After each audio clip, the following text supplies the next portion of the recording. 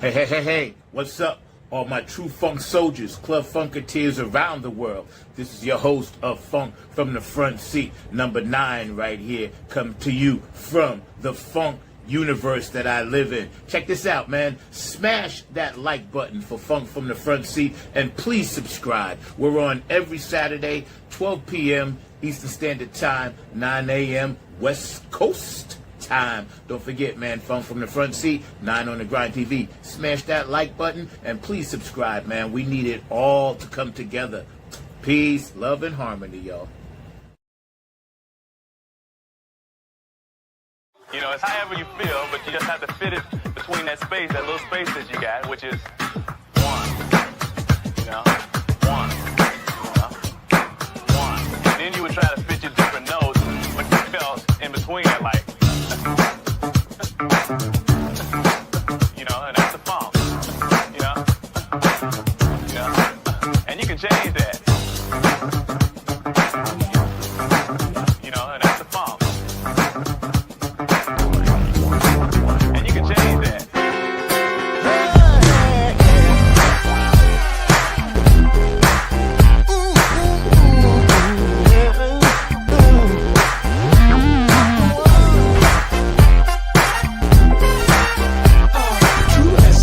The funk is the power of the one. It's the power of the one. You know this funk has just begun. You can lean on it. Let your mind be free. Night shall not won't die. But I need the funk, baby.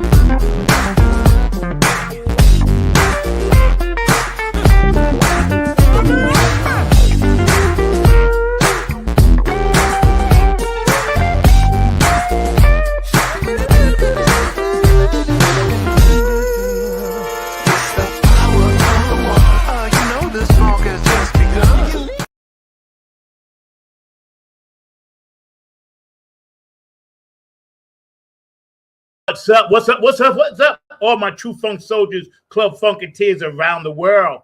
Yeah, man. Today, oh my goodness, we got like an amazing human being.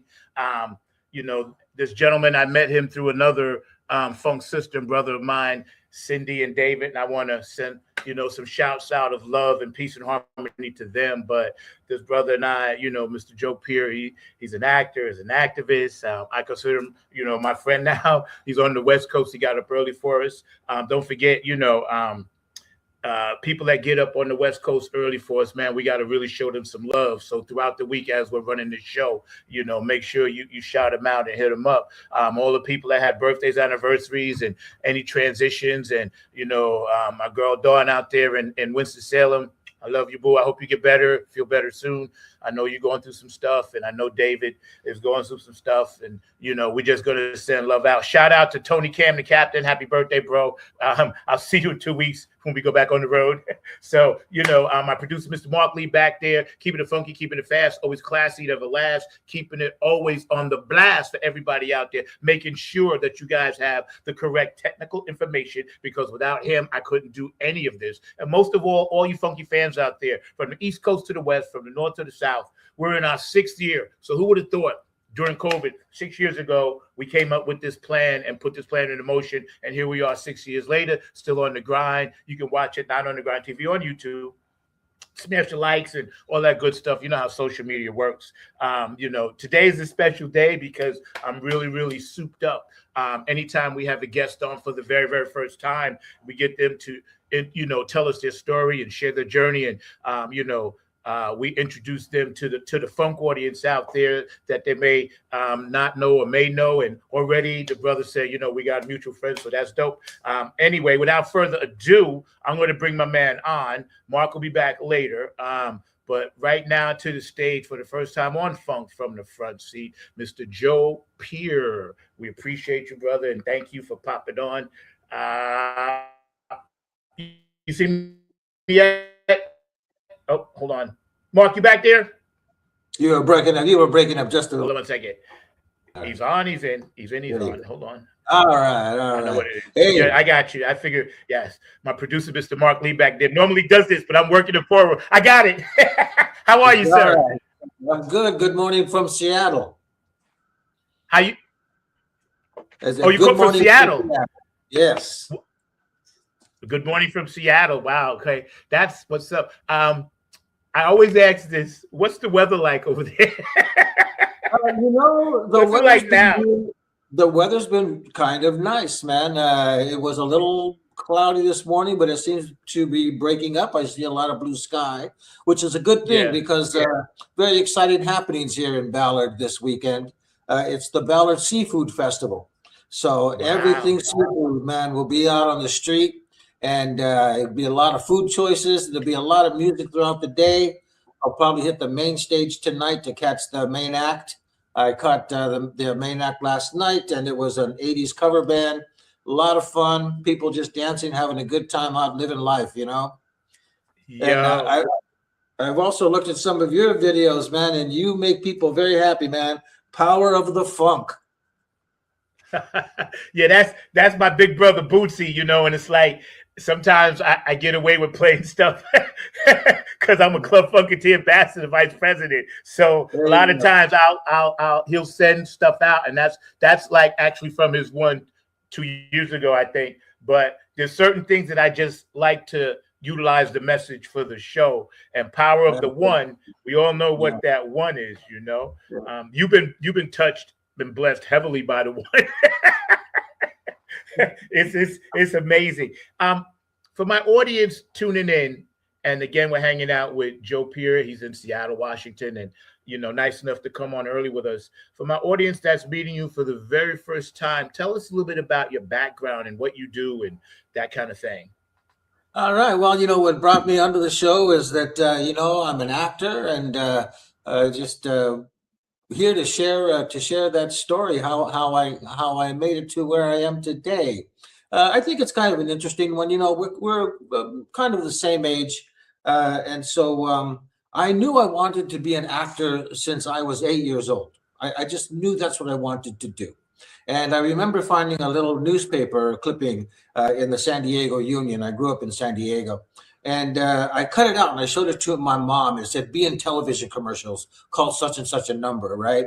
So my mom agreed. We called and we made an appointment. We went down to this guy's office. I'm assuming he was an agent or something. What do I know? I'm 8 years old trying to get into the business, right? So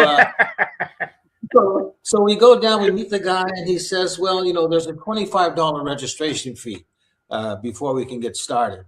So my mom said, well, we're going to have to talk to your dad before we spend that kind of money. So right at the dinner table, I showed my dad the little newspaper clipping. My dad looked at it, put it on the table, then said to me, people like us do not become actors. Wow. And that's like your father saying, no, you don't have permission to do that. to do Right, this. right. So I never brought it up again. But the question always stayed with me. What do you mean, people like us? What does that mean, Yeah. people like us? Yeah. Now, as a kid, I never saw Mexican Americans on TV. I never saw anybody speaking Spanglish on TV. I never saw anybody playing Mexican music at their barbecues on TV. So I wasn't sure, is that what he meant? Because people like us didn't exist on television at that time, so it was an unrealistic dream, or was it more based on a machismo thing? Because my father was a longshoreman. He was a real working guy, working class guy, and the arts is not how a man makes a living. So, and it also could have been, his idea of success. His idea of success, which is valid, is you find a good job, a good paying job, you Yeah. get married, you buy a house, and you raise a family, and that's how he equated success. So Yeah. anyway, getting back to the answer of no, you can't do this. I let it go, brother. I let it go for years, and I actually wanted to become a history teacher because of a very inspiring history teacher I had, who really gave me some focus in life. But I was also dabbling in music at the time. Well, this is where the activism came in. I was also part of because of the Black movement of the 60s, that gave us Chicanos permission to find our identity. And the Chicano movement evolved. Alongside with that was the farm workers movement, which I became very involved with. And so at that time, because of the farm workers movement, Luis Valdez had created Teatro Campesino, which was doing street theater out in the fields for the farm workers to raise awareness about the unions. So I had some friends who created a street theater group, a political theater group. And they said, and I was already in my 20s at this time, mind you. So Right. from 8 years old to 20, I never thought about being an actor. So when I'm with my friends who had this street theater group, they asked, hey, we need someone to play some music behind this scene. Would you do this for us? So I said, yeah, I'll do that. So I did a little bit of guitar here, whatever. Then they said, hey, we need someone to say this line. And then it turned into, hey, we need someone to play this small part. And that turned into, I really like this. I really do like this. And the passion was just ignited. Yeah. And Picture. and I said, okay, I'm going to go for it. So I took an acting class at Long Beach City College. I graduated from high school in San Diego, moved to Long Beach, California, took an acting class at City College. My plan was to transfer to Long Beach State University because they had a good theater program. Well, some friends told me about a theater school in Los Angeles called the Inner City Cultural Center. And they said, they do some really incredible work. You should go up there and check it out. So I went up to see a show, and we had this conversation before. I could not believe all the people of color that I saw on stage, because this theater company was run by a gentleman by the name of C. Bernard Jackson. And Jack was Right. doing multicultural and diverse casting before there was even a name for it. And then I started seeing all these classes they were offering, and just the energy of the center itself. And so I just nixed Long Beach State altogether and went to inner city, because I was getting more attention there than I was in traditional schools, Yeah. And and then I got really lucky at inner city, because its artistic director, C. Bernard Jackson, he saw, I don't know what it was, but he must have seen something in me, because he became my mentor for 3 years straight. And I worked in every one of his plays. I went on tour with the production of Iago, which was an adaptation of Shakespeare's Othello that was written by Jack. And everything that I learned about the theater, I learned from him. Everything I learned about the craft of acting, I learned from him. And I carry those lessons with me today in every role that I play. So if it wouldn't have been for inner city, I'm not sure I would have had the kind of luck or attention paid to me as an individual if I would have stayed at a traditional university. This school was so specialized and so focused on creating theater for people of color that, man, it just became my home. And one of the most prominent folks that came out of there was a director by the name of George C. Wolfe, who is now Tony Award-winning Broadway director and writer. So a lot of people came out of inner city. It was a really rich environment, and I just grew so much as an artist. And like I say, it really, all those lessons are with me today. So I really love the craft of acting. It's something that I don't feel I ever have to stop doing. It's the one thing I've done, Zach, that I've never gotten bored with. Even though the situation is always the same, you land a role, you break it down, you get on set. That's all the same, but each experience is different because it's a different character, it's a different crew, it's a different cast. Even though you do start to mingle and work with people. I was reading. Good. Yeah, I was reading something from that bio, and everything that you said is so organically, like it was planned that way for you specifically. Whatever the universe's plan was for you, to have the opportunity to go get an education in one place, and he was like, "Nah, let me get in the street because I know that's where the funk is." You know what I'm saying? And I respect that, man, because whatever artistic thing people do in life, there's always people telling them they can't or they shouldn't. I was curious though. That's why you saw me writing down. If you see me look over, I wrote a question. What did your dad say? I gotta know. I gotta know. Yeah. My what did dad say? My dad came to see one play that I did in San Diego, and he said, "It's a lot different than TV, isn't it?" I said, "Yeah." And he says, "You really have to pay attention, don't you?" And I said, "Yeah, it's it's right there, happening right in front of you." And he was very impressed with it. But where the acceptance came in was I eventually became a member of the Screen Actors Guild. And my father was a really proud member of the International Longshoremen's Union.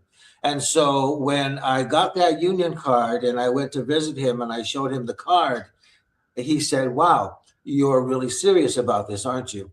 And that card legitimized it for him. That card made it real. And after that, he would always ask me, "Have you worked on anything interesting? Met anybody interesting lately?" So towards the end of his life, once I got that union card, it became a viable occupation for him. Yeah. You know what's cool? It's like when I hear these stories, and we're hanging out today with the amazing man. He's telling his journey, sharing it with us. We're going to show a few of his clips as well, Mr. Joe Peer. When I hear these stories of how your pride of being a Chicano, like you mentioned, and it never deterred you, it just gave you more fuel. People like yourself, I hold in high esteem because sometimes the movement is one. It doesn't have to be millions. So sometimes in this movement that happens, you're a movement of one, and then you open it up for others, and they have that pride. And I know, as an Afro-American man, I mean, doors are always closed, open, or whatever. But when people fight through things, I love to see that. And not that it was a fight that you did alone, but you're alone. You know what I'm saying? You have to go. You have to be on and give, on stage, giving that thing that you possess to everyone, and then receiving the accolades or not, but you still like, nah, this is what I'm gonna do. That's when people find that in life. I find that to be truly God's way of saying, everybody has that. You just gotta find that one thing, and that's the blessing part, man. Talking about it because you now are gonna inspire other people that may watch this show, man. That's dope. That's dope, man. I don't know. Mark is back there hanging out. I think he's busy, but he'll be back later. I do have a question for you. When you are on set and you're getting in that zone, that space, what are one of the ways that you motivate yourself to play this part, to play that part? You know what I mean? Like people may want to know, how do you get motivated? Because you're very like multiple. You can do multiple things, multiple parts. I've seen it, so we're going to show it. So how do you do that? You know, there's a couple of things I do, but one of the things that I don't know if other actors do it, but music. I will find a piece of music that really supports the scene, the emotional intent of the scene, and the emotional peaks and valleys, and that kind of sets the tone for me. And then once I've set the tone, I can enter the scene with that tone, and I feel more focused. So sometimes music will do it. Sometimes a little meditation or a phrase will do it. In my script, if you were to look at my script on set, in the margins are all sorts of little notes and arrows that point here and go there and say this is connected to this and this is connected to that. So you know, I like to enter a scene as focused and grounded as possible. So I use multiple tools, music and little mantras or meditations do it for me. Yeah, that's awesome. Because as a musician, I'm proud of that. Because without us, you know what I'm saying, we've been there since the beginning. We've been, and I tell you, what's funny? Sometimes I'm watching an old crazy movie, The Knights and all this stuff, you know, back in the day, right? And I always sit there and say to myself, "Where am I?" And then sooner or later, you see the band over the corner. I'm like, "Yeah, that's me." Right, exactly. You know, I was listening. Yeah, I was listening to Quincy Jones's album "Walking in Space." Yes, and you know, his music is so cinematic. When I'm listening to his jazz, I'm listening to the tunes. I'm seeing shots in my head. I'm seeing a camera moving through a neighborhood or something, because his music just creates these images for me, and so music is a very powerful thing for me. Yeah, that's good to know, because because a lot of times, you know, people see your work complete, but they don't know the hard work to get to that one point. Like my daughter, my oldest daughter, she was in a movie, right? But she was actually on the one of them sitcom things, but she was a baby in a carriage. But then she was also in this movie, right? And I remember going to the set, and I had been on sets before, but I remember going to the set, and she had to literally be there 8 hours for them to shoot 2 seconds of film. The poor girl was like completely, she's on the diving board. She had to, you know what I'm saying? She was on the diving board, no less. And all the kids had to be, and they for whatever reason, they couldn't just get it right. It was all day, right? And the parents, we sit there in the bleachers. We're like, can you get this shot? It was like 95 degrees in a swimming pool area. You know what I'm saying? And so it's already hot. And I remember thinking, acting is hard. It's a hurry up and wait environment. Yeah. It's a hurry up and wait environment. I'd like to get back to one thing you said about the hard work, and this is for all those aspiring artists out there, no matter what their discipline. I was talking with a friend at work the other day, and she said to me, "You live a really diverse life." And I said, "Yeah, I do. I was just about to go down to Southern California and do a play, and I was telling them about that. And I've had some commercials running here in Washington that everyone has been seeing." And she says to me, "You live a really diverse life." I said, "Yeah, you know, I feel very lucky." And she says, "Yeah, but I'm sure it's hard work." And I said, "You know, thank you for saying that, because it doesn't just happen.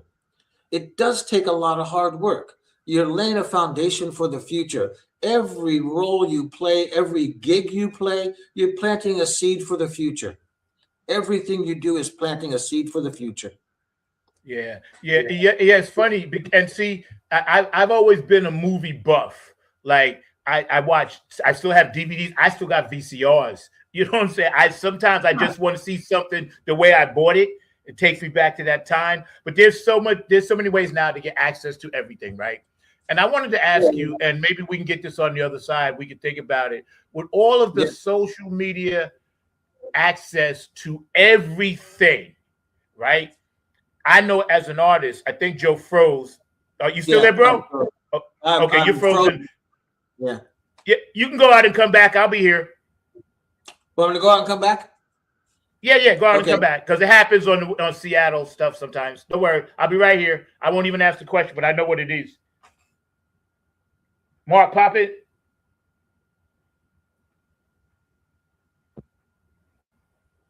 You there, Mark? Oh, I got you muted. Hold on. I muted you on my side. Okay, we got Joe back. We good. All right, here we are. Yeah. No worries. I was going to ask you, right? Like, I know for social media aspects, are you guys able to keep track of your earnings like you're supposed to without, because I don't like to see bootlegs and stuff like that. But in the music game, we just write it off as a part of it. We ain't gonna never make what we're supposed to. How is it in your field? It's changed everything in terms of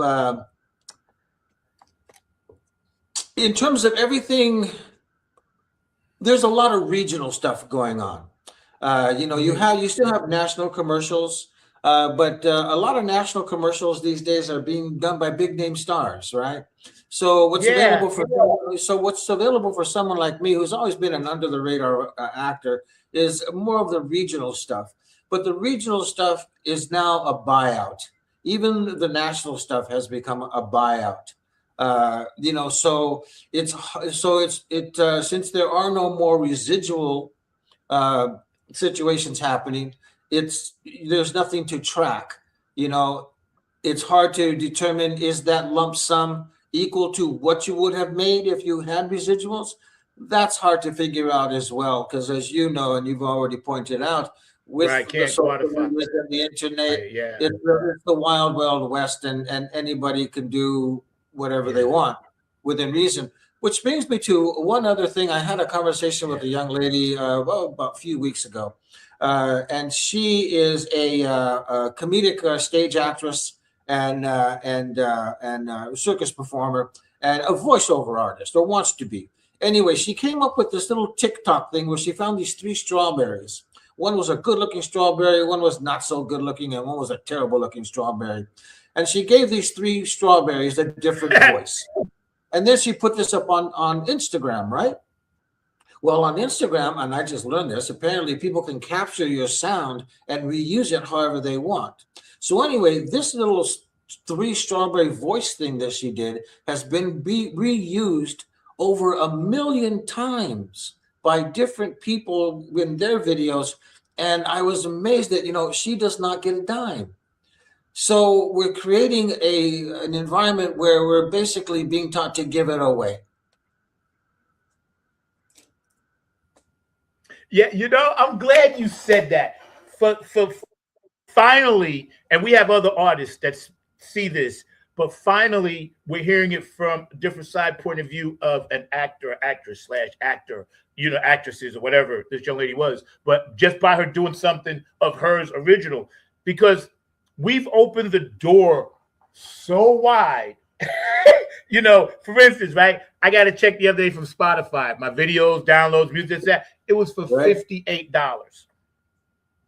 Now I took the 58. I needed it, but it's just like, I know there were so many people, digging it. So it's like with this girl, I feel sorry that it's like, oh man, how we can't even help her because there's no laws, there's no, what do they call it, guardrails, and we're going to get into the political stuff on the second half. There's no guardrails or anything, bro. We're going down the road like that now. She has no I think control. Mark has a question about AI. Is that true, Mark? Yeah. It's crazy. Mark, you had something? Come in. Mr. Mark Lee, producer, phone from the front seat, Line on the Grind TV. Are you on mute? No, you're on mute. You're on mute. Unmute. Unmute. We can't hear you.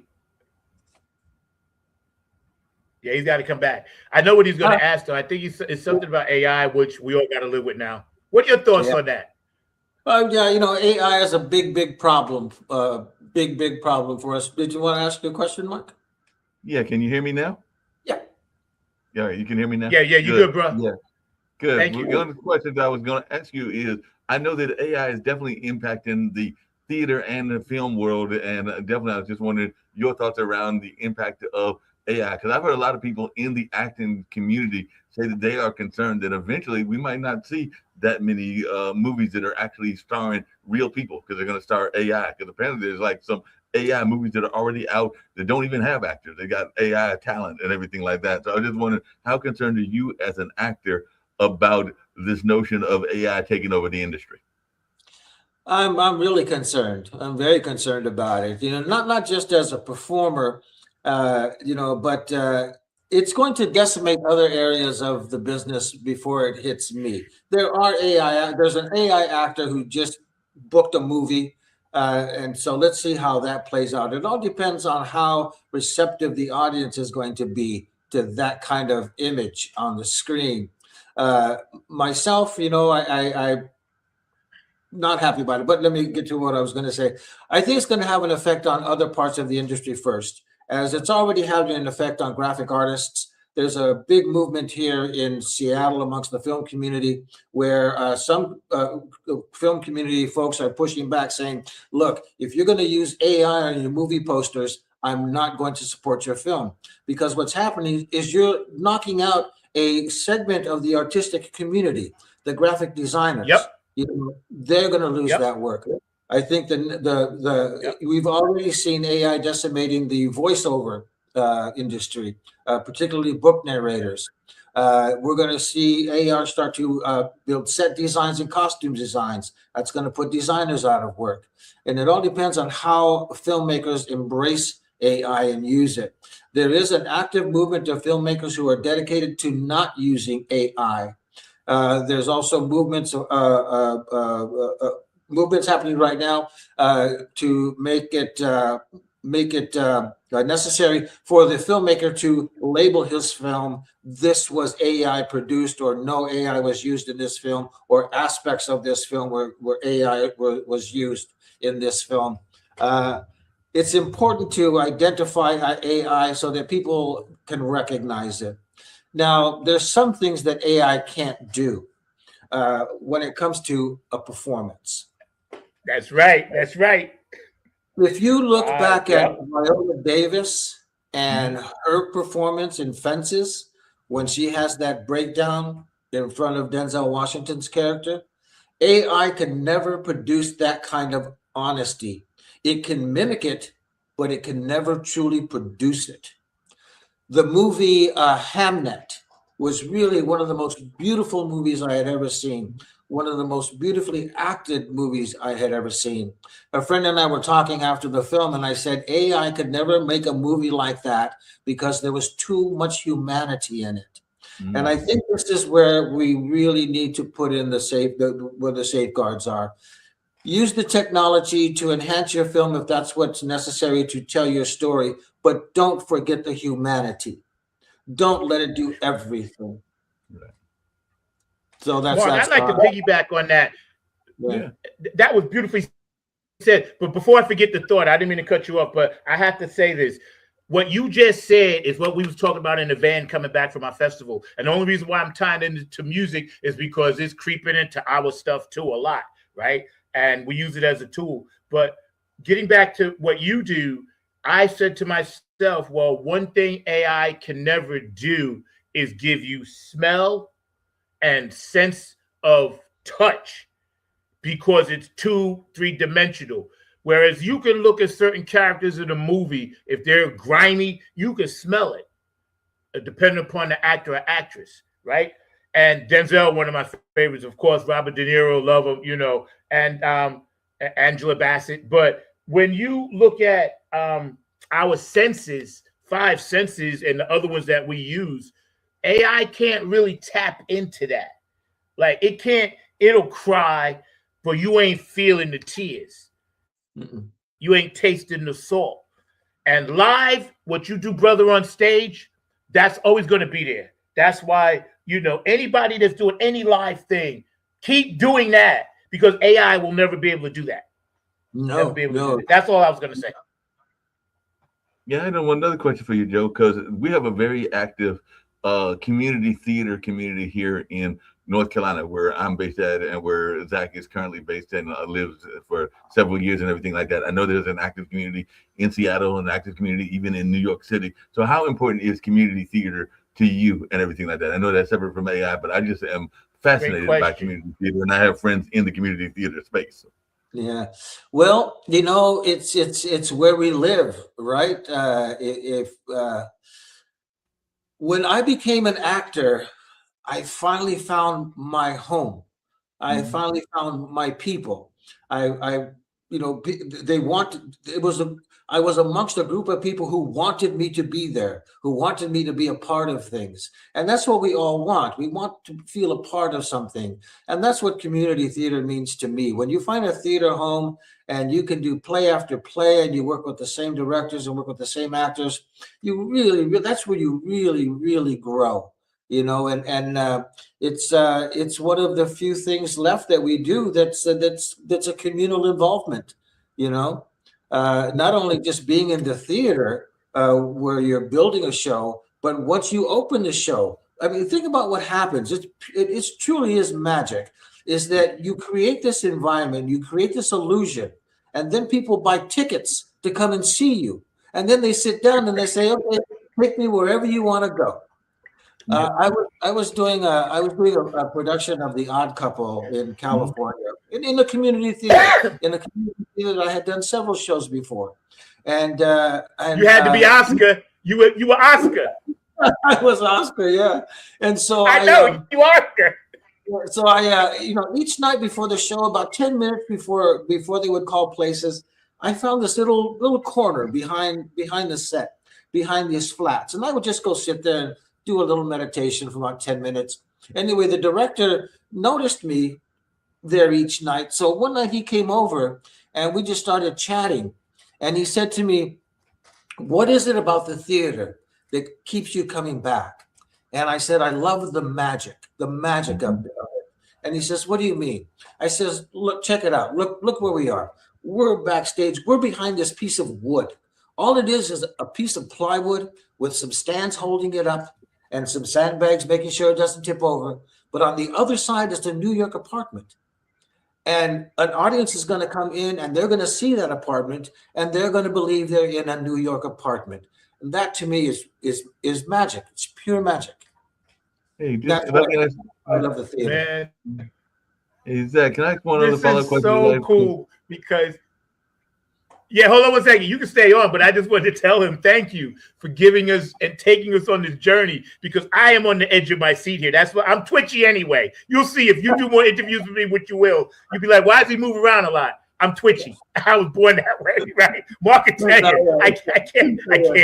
But you're taking me on this journey, and it's so cathartic because of my childhood, and we'll talk about that offline. Go ahead, Mark. Go ahead, Mark. Now, my follow-up question is that one of the things that I love, one of the things I love about community theater and everything like that is, can you hear me, Joe? Yeah.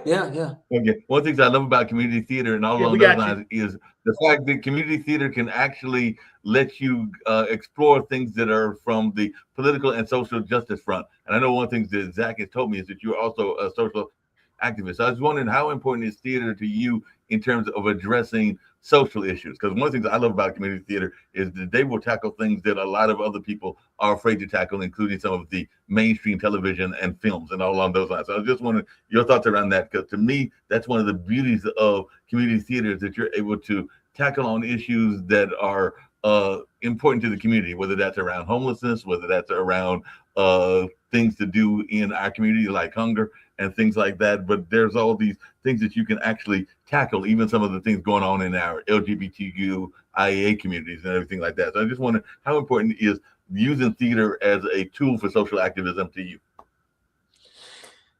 It's extremely important, and it's probably one of the lines of defense, pure lines of defense that we still have. My whole theater background was based on activist theater and being at the Inner City Cultural Center and pushing the boundaries of theater that they were doing there.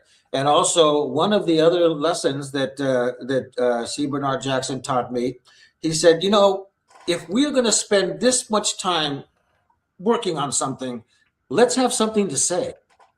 You know, there's nothing wrong with entertainment. There's nothing wrong with popcorn movies. There's nothing wrong with, fluff. That's fine. We all need escapism. But the theater, I believe that it's a responsibility of artists to push our society forward. And we push our society forward by holding up a mirror to our society, showing it the bumps, the bruises, and the light as well. But that is, I believe, that is my role as an artist, is to teach, enlighten, and move things forward. And if I can do that through activism, I'll definitely use theater, music, whatever, to spread that message. Yeah. You know, that's so like spiritually grounded, and that's why, your success is going to continue to be what it is, what it always was, and what it will be, to help other people. Because being spiritually grounded like that in this day and age, and still being able to give like you give and spend time on shows like mine, that's special. We cherish that. I want to show some of your videos, but first I'm gonna do a few shorts from people I got to shout out, P-Funk Radio. So y'all hang tight. We're hanging with, our funk family now, Mr. Joe Peer, actor, activist, writer, director, and all that good stuff. Spreading peace, love, and harmony. My producer, Mr. Mark Lee. So y'all hang tough. We're just going to chill for a hot second and acknowledge P-Funk Radio, JTRP, Gabe Gonzalez, Robin Circler P, Larry Funkster Jones, and also anybody else that's on P-Funk Radio, Philly Phil, get on Funk Buzz, Kenny Green. All you guys that play our music, we dig you. Thank you so much. Bootsy and Patty Collins, of course. I know we got something coming up with the Club Funketeers, so, I'll be getting in touch with you real soon.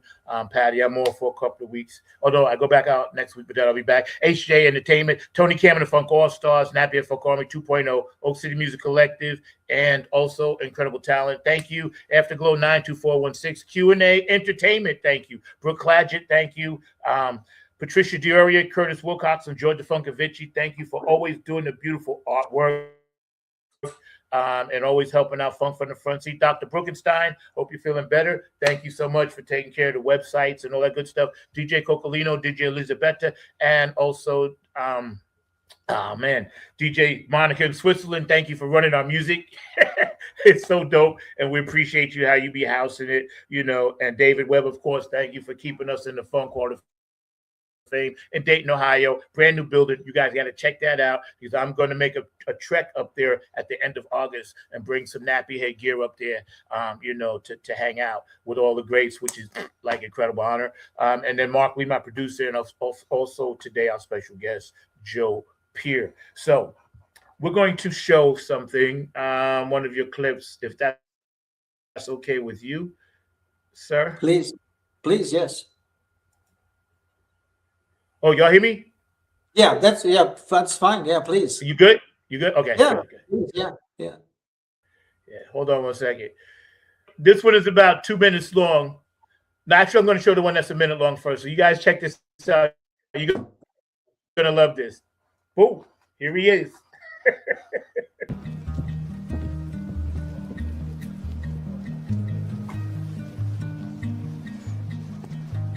We're wired to handle life's changes, big and small. Requires us to adapt, to adjust.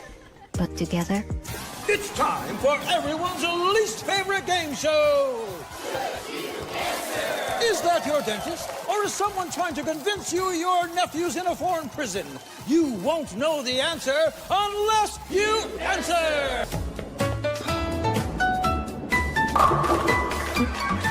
It's not your typical retirement. So my SunTrust advisor checks in with us regularly to make sure we're on the right path. My air conditioning and heating costs were through the roof. Literally, air was leaking right through my roof. Now my whole house is being sealed up and insulated. I got back more than $1,000 from my utility company. Ah, the incentives, the savings.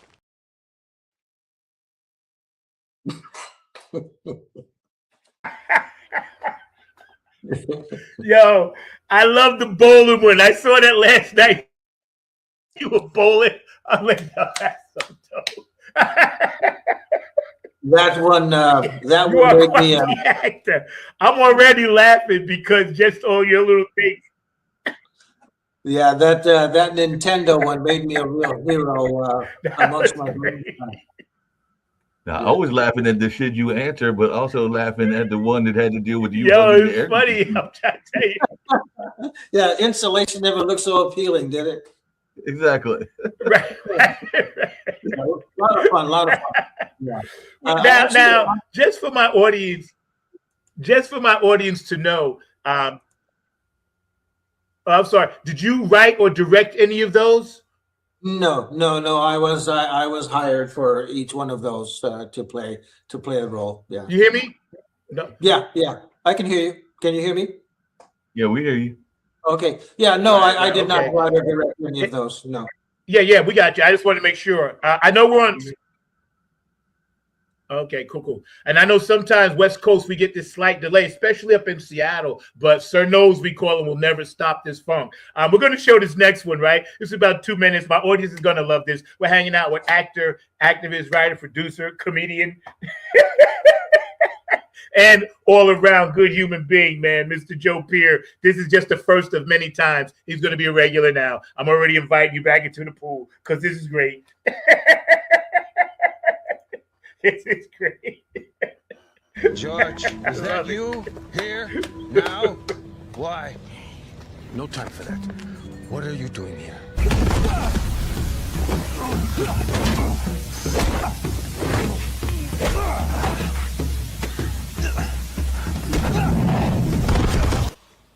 Hey, are you okay?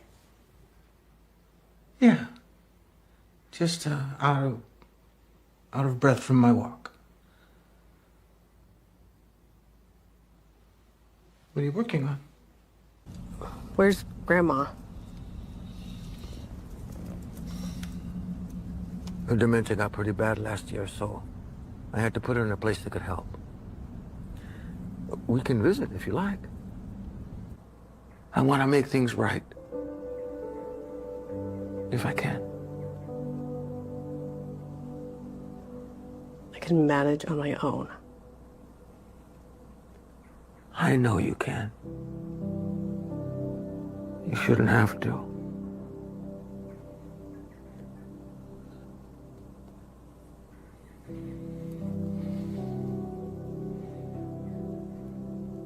I'm really sorry you had to. Leave that guy alone and just go do your fucking job, huh? I'm not doing my fucking job, motherfucker. I'm fucking leaving. You fucked her back there, didn't you? Fucking next. Yeah, that's right. I fucked your fucking girlfriend. So what are you gonna do about it, puto? It's okay. It's okay. I want this. I want this more than anything. Thanks for stopping by. Hey, you take care now.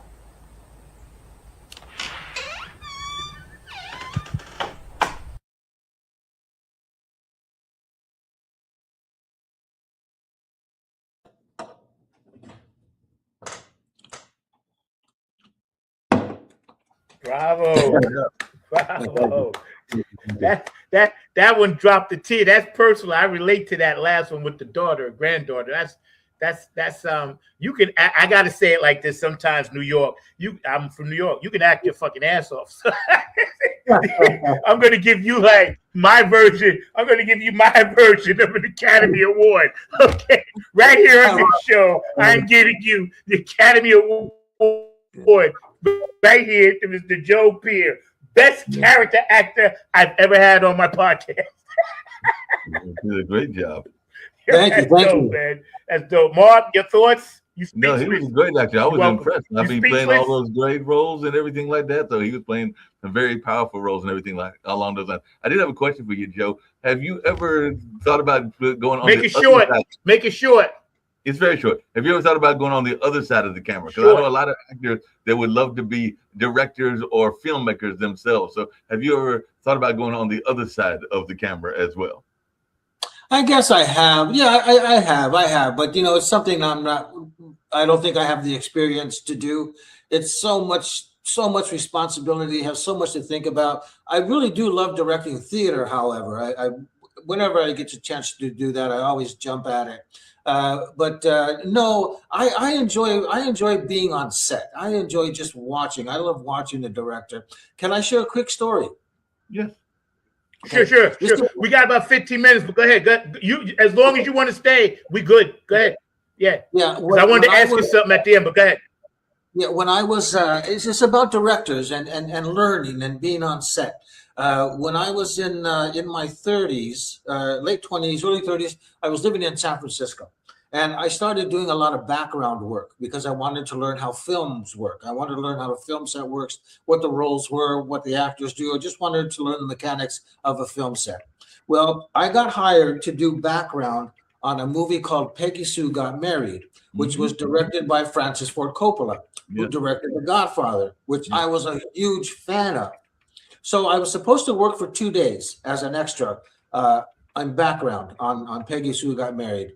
My second day there, the on-set casting director came up to me and said, "We need someone to do this little featured bit pushing a cake down an aisle. You want to do it?" I said, "Yeah, I'd love to do it." And I said, "When are they going to get to that scene?" She said, "Oh, maybe tomorrow, the next day, but go to wardrobe." So I go to wardrobe. They put me in this waiter's tuxedo.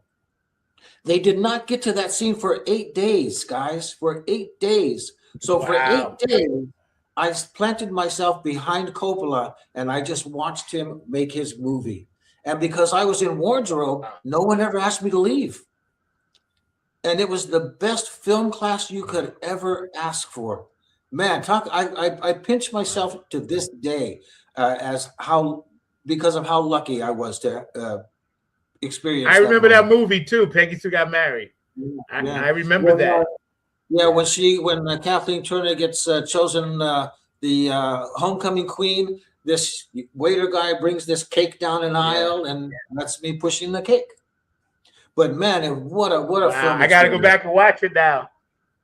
Yeah, what a film! I hate to pivot, but and that's amazing. I hate to pivot, but I want to make sure I get you out of here on time. I did have one kind of social aspect of this conversation I wanted to ask you about. But first, I wanted to just let my audience know, look on the bottom of the screen, you can follow this brother, Joe Peer. He's an amazing human being. Follow his website, go on, check it out, and follow some of the films that he's done and some of the things he's doing now. He's spreading peace, love, and harmony through his gift. And he was nice enough to share his gift today with us, kind enough to come on with myself and Mark and share it with you guys. And don't forget, smash that like button. Please subscribe. You never know who we're going to have, what you're going to see on Funk from the Front Seat. And you're going to be back again. So I'll just start this conversation because we all know that our situation in this country is dire. We cover it and mask it by the things we do in the arts. We give them that to relieve some of the tension and pressure. But do you think or feel that we can kind of finally put the racial tension aside? Because I know artistically you're doing it, musically we're doing it, a lot of us are doing it, but do you feel it's really taking hold on the people it needs to? You know what I mean? Oh boy, such a big question right now. It reminds me of a conversation I had on July 4th at a barbecue, July 4th barbecue. And the discussion turned to Democrats and messaging. What was the messaging that didn't work last time? And what's preventing the message from getting out right now? And one of the things we came up with is that someone said, well, the press has to hold, let's just say Trump, accountable. When he says something we know is a lie, call him on it. And, we talked about that for a little bit. And there's two reasons why it won't happen. The main reason is corporate media. They're protecting their dollars and their investments. Two, the journalists have to be careful in a sense, because if they push too hard, they'll get eliminated from the press pool altogether and then lose all access. So where should the messaging come for our communities? It should, for all communities, let's say, this messaging now has to come from the politicians. when Trump calls all of us communists because we're progressive thinkers, if the media is not going to say, well, do you have any proof of that? The Democratic politicians, when they go on these news programs, they need to say, we are not communist. No matter how many times that's ridiculous. we are not communist. This is what social democrat really means. This is the definition of communism. This is the definition of oligarchy. Push back on, let the Democratic candidates should be pushing back on the media. They should take up the mantle because the media is not going to do it. So what's going to bring our community together to solve all this is going to be messaging. It's I don't know. It's so hard to figure out what went wrong last time. Yeah. And thank you for answering that so eloquently. Yeah, I'd like to hear your thoughts quick, if you don't mind. And I agree because again, I tried to gear my last two songs I put out towards, one is United We Stand and one is Grid Go Down, to try to give like some forewarning to people, like, you can see this coming. Like, I'm old enough to know. I'm 68. Grew up in New York. I lived in Virginia for 10 years. Now I lived here for 10 years. So I've lived in other states. I grew up in New York. I'm old enough to know the cycle when I see it. The power of the one has given me like longevity, So when I see this, I'm like, we're in a place now that people like that are like, hey, you do you, you do you. It even makes us uncomfortable. I'm a heterosexual male. I got 2 daughters. I have a son in Georgia. My kids are fine. My 2 daughters are biracial. I was married to a Scottish, white woman. So all of that other stuff in New York, we like, nah, leave all that stuff alone, right? Mm-hmm. And then around the country now, today, I've been to marches. I've been to protests. I see so many young people of all races, creeds, colors, transgenders, whatever, out here fighting this good fight. And I'm behind them 100%. That's where I stand when you ask me. I'm behind them 100%. And the way I have to do it is through music. So I wrote a song called United We Stand. I wrote a song called Grid Go Down. What you going to do when the grid... So I'm trying spiritual purpose. I have a song called Revolution. So I'm trying to give it the way any musical artist would. And I feel as an empathic spirit, I connected with you on many levels because we've talked several times. My audience don't even know way before this, right? I feel like you do. Keep going, keep encouraging, planting seeds to young people. I recently applied for a grant to teach funk school down here, right? It's not much, but I'm going to try. So I'm, hope give me good positive for that. I just got the email. They're checking it out, this, that, and the third. And it was actually through someone that Mark Lee knew, and, so I'm trying to do these little things, plant a seed here, there, and then maybe. So I don't know, but it's weird, man, right now, bro.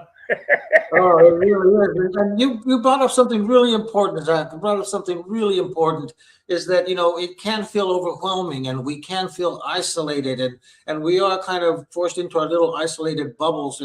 But I'm reminded of 2 things, and I'm going to paraphrase here, but I think it was Alice Walker who said, if we each bring our little stone of activism and add it to the pile, we'll eventually have a mountain. And it was Lily Tomlin who a long time ago said this: we're all alone in this together. Really.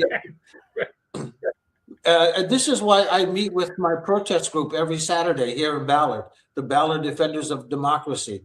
Every Saturday from 12 to 1 p.m. we meet at the corner here, and we have our signs. And that's my release. That's my not being alone. It's these people who keep me positive. It's these people who keep me optimistic. And when people are driving by and they're giving us thumbs up and honking their horns, we're giving them permission to express themselves as well.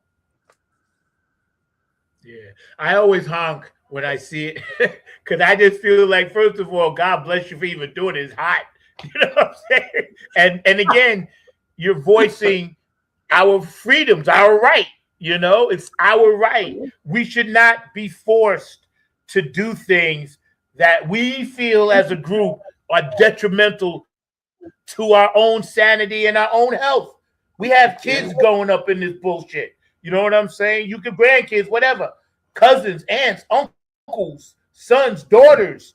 You know, they should not be dealing with this bullshit.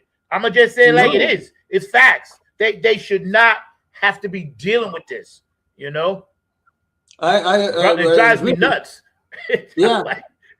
You know, coming from a Mexican American background, you know, this whole ICE thing has my family's just terrified. And we're talking American citizens.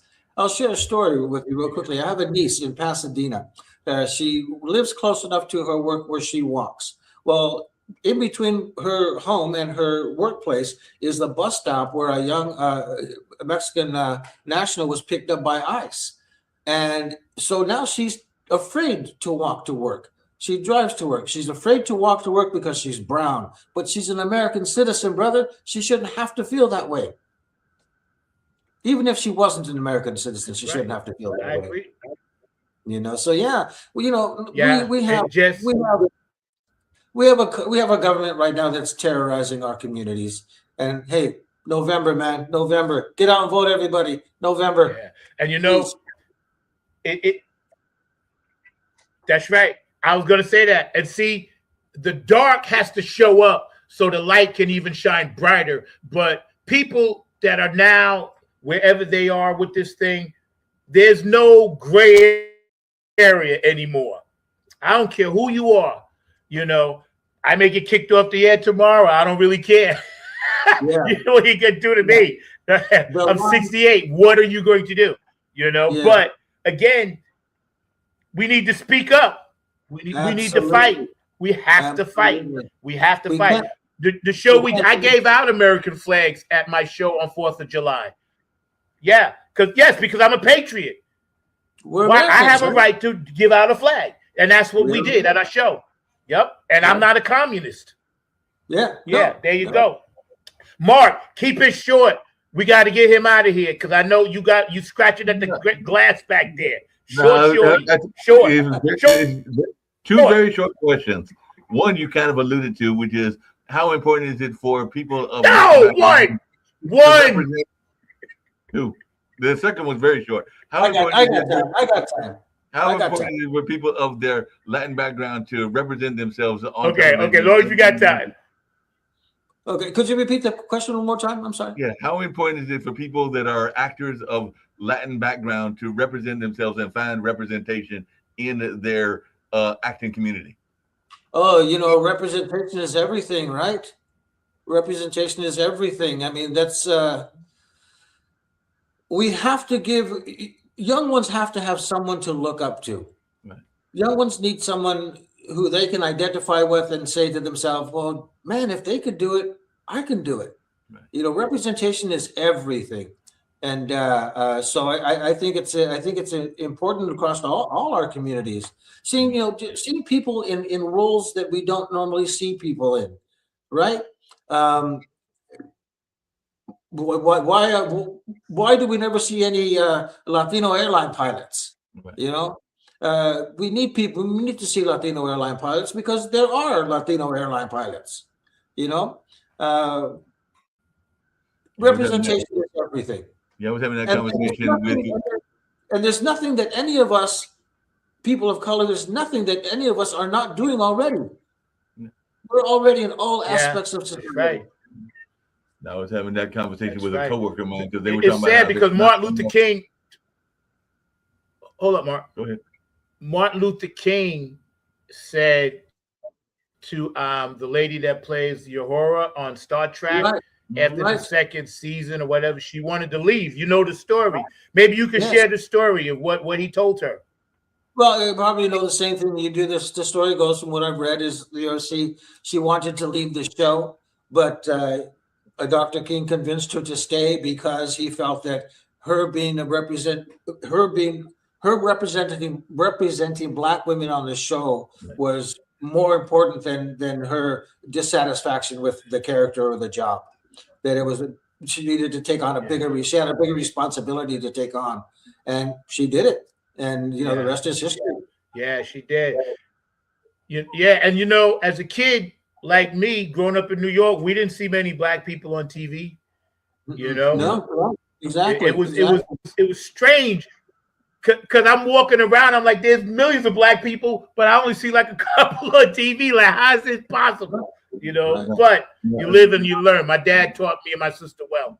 He taught Exactly us. that You know, point. he That's showed us. why I asked the question, because we were talking at one of my coworkers about the need for having more representation with fantasy, because there's not a lot of black fantasy characters. We see blacks in sci-fi, but not a lot in the fantasy world. So there was a talk about the need for more authors and even participation in the fantasy category and all along those lines. So that was a conversation I was having with a coworker. Now, my other very light question, because I used to watch soap operas back in the day. I used to watch Dynasty. I used to watch Dallas. I used to watch a number of them. And I saw that you had a small role on one of those soap operas. So I wanted to know, what was it like working on Falcon's Crest? Because I'm not gonna lie, I actually watched some of those shows back in the day and everything like that, growing up in the 80s and going to college in the 80s and everything like that. So what was it like working on Falcon's Crest? Oh man, I was so young, man. That's way back. Well, here's the story about Falcon Crest. Falcon Crest was the job that got me my union card. That was the job that finally put me over the top in points so that I could qualify to join the union. It was it was a lot of fun because it was one of my first professional jobs. You know, it's one of my first jobs where I was actually hired to say something. I wasn't in the background, and I was familiar with the show. But it was really exciting time for me. You know, I was living in San Francisco. That show was shot in the Napa Valley. Got a call from the agent saying, you know, you have an audition, and you know, go up to Napa and go see the people at Falcon Crest.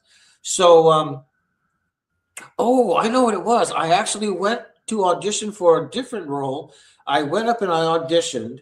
And as I was leaving, the casting director said, before you go, we're not going to use you in this episode, but we liked what you did, so we'll be in touch. I said, okay, great, that's fine. You know, thank you for the opportunity. Never gave it a second thought. Well, 2 days later, it happened to be a Wednesday. My agent calls and says, you're booked to work on Falcon Crest. I said, I have an audition. She says, no, you have the job. I said, but they're shooting that scene today. I auditioned for that the other day. Aren't they shooting that today? She said, no, it's something totally different. They remembered you from the last one, and they're giving you this part. So I didn't even have to audition for the second role. And, you know, I got on set. I got to meet Robert Foxworth, and it was a great time. It was really, it was a real coup for me. And it was a real proud moment because I felt like I had finally become a professional actor. Wow, that's Mark. Real quick, I'm going to tease you. Yeah, and I got something for you too, Joe. But hold up, but Mark, I have to tease you because you said in the '80s you watched all those shows, right? Now, Joe, I'm gonna show you the contrast between the good Mark Angel and the devil me. In the '80s, I got hired from 1980 to 1990, so I watched any of that. I watched the reruns. So good for you, Mark. No. Kudos, because you was definitely a good boy. In the 80s, oh my God, I don't even remember. I don't remember that. I just woke up and it was the 90s. I was in my 20s. Yo, I was in my 20s, bro. Take me back. Please, can I go back? But on the real, Joe, for real though, right? I did watch a lot of those shows, right? And back then, I heard Gene Hackman say this. Maybe you can elaborate. He said once he'd be telling people, listen, from the distance shots, don't worry about my face. Don't worry about what I'm doing up here. Just get the shot. He said what matters is the close-ups. So how do you feel about that? Well, you know, close-ups, when you're first involved with them, they can be pretty intimidating because, you know, the camera's right there, right? And you got to pretend it's not there. But once you do it after a while, you know, you kind of get used to it. But then there's another thing that happens for me as a performer, and Mark, it probably happens for your friends in the theater as well, and maybe even yourself, is that I show up so prepared that once I'm locked into the scene and the director yells action, everything else disappears. the crew is not there, the camera's not there. The only thing that's in my focus is the other actor and the lines that I have to say to them, because you're so in the moment. So that all kind of disappears. And I before each take, I do make myself aware of where the camera is, so that I make sure I'm in focus and I'm in the right sideline. But once I've established that and the lines start, everything disappears. I don't even see it anymore. I'm just in that moment, whatever that character is living at that time. Yeah. I love to see close-ups of actors when they change their facial expressions for certain lines. And I think to myself, wow, they must have worked on that 1,000 times just to get that right. You know what I'm saying? That right little twinkle or that expression, or like when you move your head a certain way. Like, who's the actor? He always talks like this. He was an NYPD. What's that guy's name? With the red hair, David something. Yeah, right. Remember him? Right. What was his name? Anyway, he developed every line he did. He had his head like this, and I was like, man, what a gimmick! Yeah. Well, if I could get back to theater, Mark, for a little bit, one of the main difference between acting for theater and acting on camera, in the theater, you act it because you're playing to the entire house. You're trying to project to the last row in the theater, right? In film, you think it because the camera is right there, and the camera will pick up the slightest motion. You don't even have to work at it. If you just think it, your emotions will come through. The differences between the two, theater for me is like a trapeze artist without a net. It's that live theater, that live experience, and you get to play the through line from the beginning of the play to the end of the play. And it's like no other environment in the world. And I really do miss it.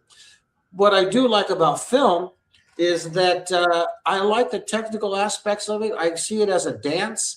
I see it as a dance between actor, technology, lights, and camera, especially if you're moving. Actors are moving, cameras are moving. It's like a little choreographed ballet, and I love being a part of that machine, that wheel in the machine, that one wheel in that machine that makes it all work, or that in film, you can really work on a scene.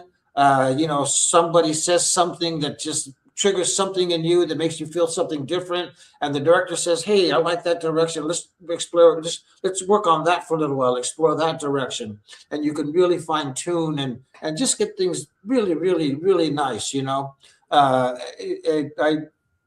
both really gratifying for me.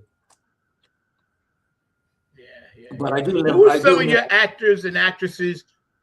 Who were some of your actors and actresses that you watched pre-1955? Because I like to watch a lot of old movies simply because I love like the scenery of it. Being a musician, I'm always thinking theatrics, and I was always in plays and stuff.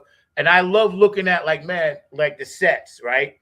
Who were some of your go-tos back then? And I know it was Jack because we didn't really see our people doing it, but I used to always love to see like Betty Davis when she was younger, people like that, you know what I mean? Who were some of your people that you dug back then?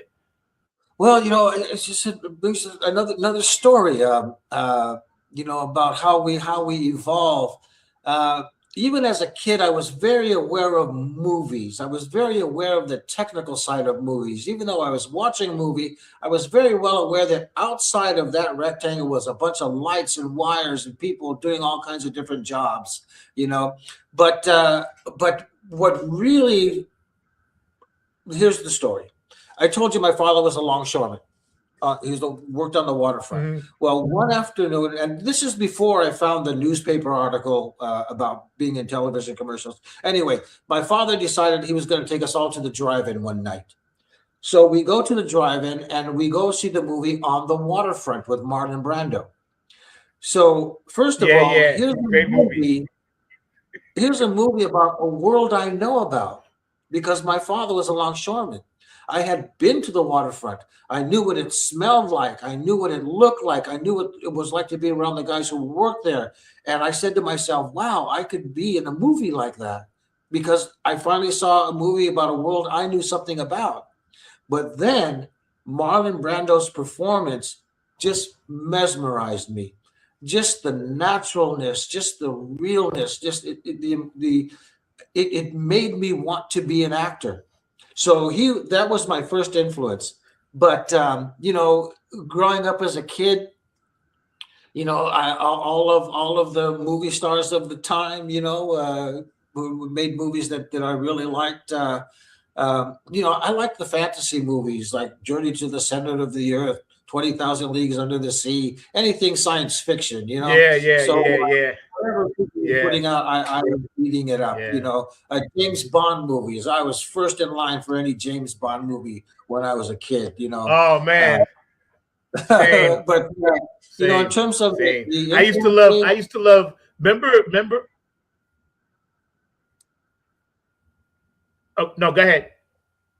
Oh no, I was just saying one other thing. And every so often you'd run into an actor who was like you. For example, Anthony Quinn in the movie Viva Zapata. Anthony Quinn is from Mexico, and he played a Mexican in that movie. And I said, wow, he's Mexican. I could be him, that kind of thing. So, I was always looking for some sort of validation, sort of validation that would give me permission to be an actor. Yeah, it's funny because my older nieces, my older nieces used to always take me and nephews to movies, and I remember the first time I saw Sidney Poitier in the movie about like down south or something. He said they call me Mr. Tibbs, right? I was like, oh my God. They let him be like the lead guy, Yeah. And so, again, I'm about your age, whatever. I couldn't believe it, and it gave the Black community a sense of pride. And no matter to this day, if you ask someone my age who was one of theirs, they'd be like, oh no, Sidney. I'm saying Sidney Poitier. And of course, Harry Belafonte and Lena Horne. They had kind of gotten through, James Earl Jones as well, when he did The Great White Hope, I remember I didn't see it, but I heard my mother talk about it. Oh, you've never seen the movie? You've never seen The Great White Hope? Oh man, put it at the top of your list. I've never seen it. I heard people talk about it. I gotta watch it because it scares me. I love James Earl Jones, and I'm not talking to Star Wars. I'm talking the other guy.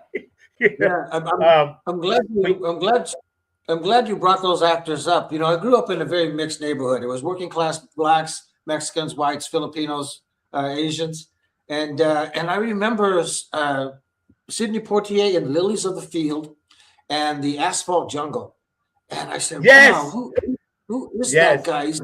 He's got such dignity, and he was just such a pleasure to watch. And then in The Heat of the Night, where he has that scene where he slaps the rich white man, whoa, man, that just changed movies forever. And that was an incredible moment. Yeah, I just watched Lilies of the Field last month. I had to go back. I couldn't believe it. I had to, because you see stuff on Turner Classics. I was like, all right, let me watch it. And I was like, oh, Lilies of the Field, just, hey, man, that stuff, oh, my God. And then Justin's coming to dinner. Yeah, it's amazing, man. Fantasy in your line of business, that's why I can understand why you say, I'm not going to stop doing this. Why would you? Why would you? It's like, oh. No matter how old you are, there'll always be a role for you. They kind of diminish as you get older, but there'll be a role for you. It just takes time to come. Yeah. We've had a blast today. We're going to bring you back. When can you come back with us? When can you come back? Hey, you let me know when you have time and we'll schedule it. I can come back next month. Yeah, because I periodically you're going to have to come on because and my guy down in Texas, George DeFuncavinci, what's up, bro? He does like a lot of my artwork and stuff. That brother right there is deep into the funk, but we do have fans that watch. They'll come on, they'll pop on and off or whatever, go back and watch. But I got to hear these stories because I know you got millions and we want to hear them all. We all have stories, brother. We all have stories. We're artists. We want to hear them all, bro. I'm going to give you the full screen for a minute, and then I'm going to come back and sign off. But I'm going to give you the full screen so you can just like talk to the people and kind of give them what you want to give them before we get out of here. All right, bro? All right. I'll think about that real quick. Yeah. Well, I guess all I have to say is that it's a real pleasure being here to talk with Zach and be out here in front of all of you. I know what to say. Keep up the good fight. Keep making good trouble. There's a lot at stake. So if you're an artist out there, create your art, have something to say. And if you're concerned as a citizen, November, get out and vote. Please vote, vote, vote. It's really important. I think that kind of sums it up because, again, we're just scratching the surface with our special guest today, actor, activist, writer, director, Joe Peer from Seattle, taking the time to be with us, man. And for everybody out there, please follow this brother. He's an amazing human being, as you've seen on the show. We laugh and see, now I got to have you on just to make me laugh. Anytime, my friend, anytime. I need to laugh, bro. Yeah. You're so cool. You're mad cool, man. You're my brother now. Thank you, brother. Life, bro. For life, man. For life, man. Mr. Mark Lee, on behalf of him, I'm going to sign off.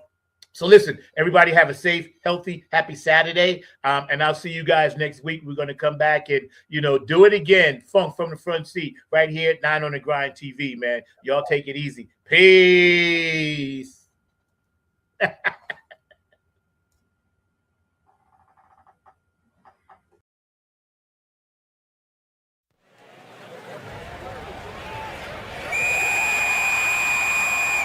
Penalty on the phone. 15 yards for faking the funk. Man, why you throw the flag? 15 yards for faking the funk. Say what? It's the funk. It's the funk. Chromacon variant. It's the funk. Chromacon variant.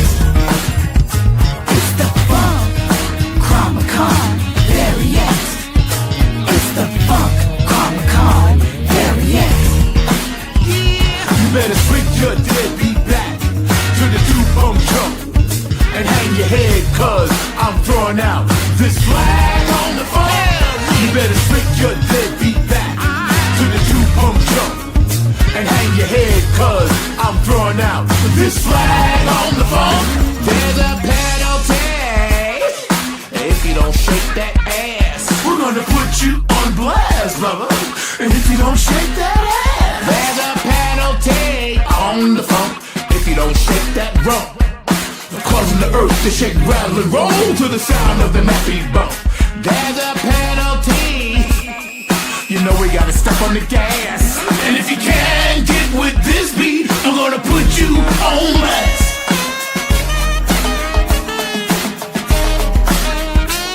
And if you can't get with this beat, I'm gonna put you on blast. Yo, what's this fun Chromacon thing you talking about? I don't know, man. That's a whole other thing.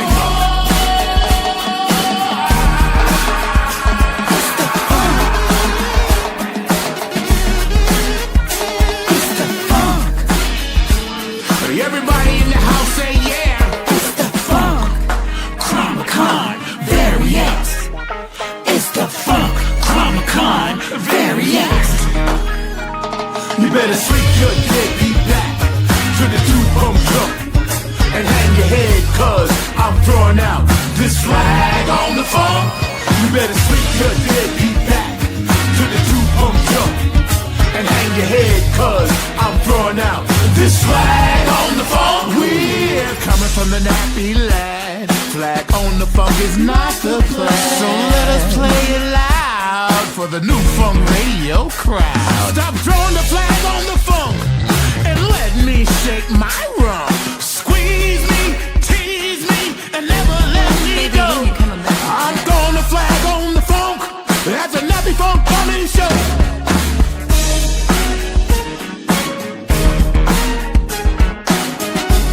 We ain't never gonna stop.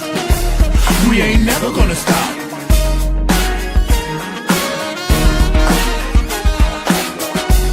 We ain't never gonna stop. We ain't never gonna stop.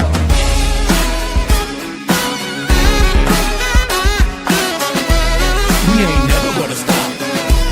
We ain't never gonna stop.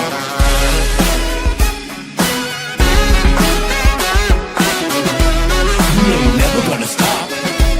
We ain't never gonna stop. You better sleep your deadbeat back to the two-home drum and hang your head, cause I'm throwing out this flag on the funk. You better sleep your deadbeat back to the two-home jump and hang your head, cause I'm throwing out this flag on the funk.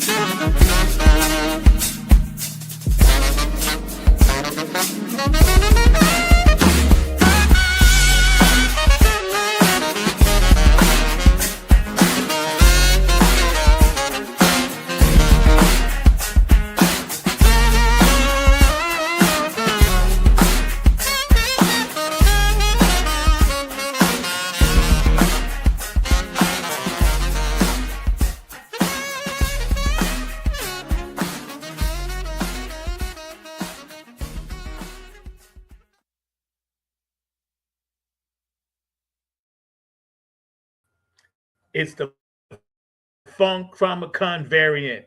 Yeah, man, we had a great time today hanging out. Don't forget, please subscribe, smash that like button, and y'all stay safe. Our guest today was Mr. Joe Peer, actor, activist, director, writer, brother, so righteous, man, and we're going to have him back again. We'll see you next week. I got a few surprises for you. I could be bringing on some of the Funk All-Stars, and we might get into how we did our little, our tour and how we did our little thing over there up in the mountains up in New York, but we'll see. We'll see what's happening. I'll see y'all next week. Peace.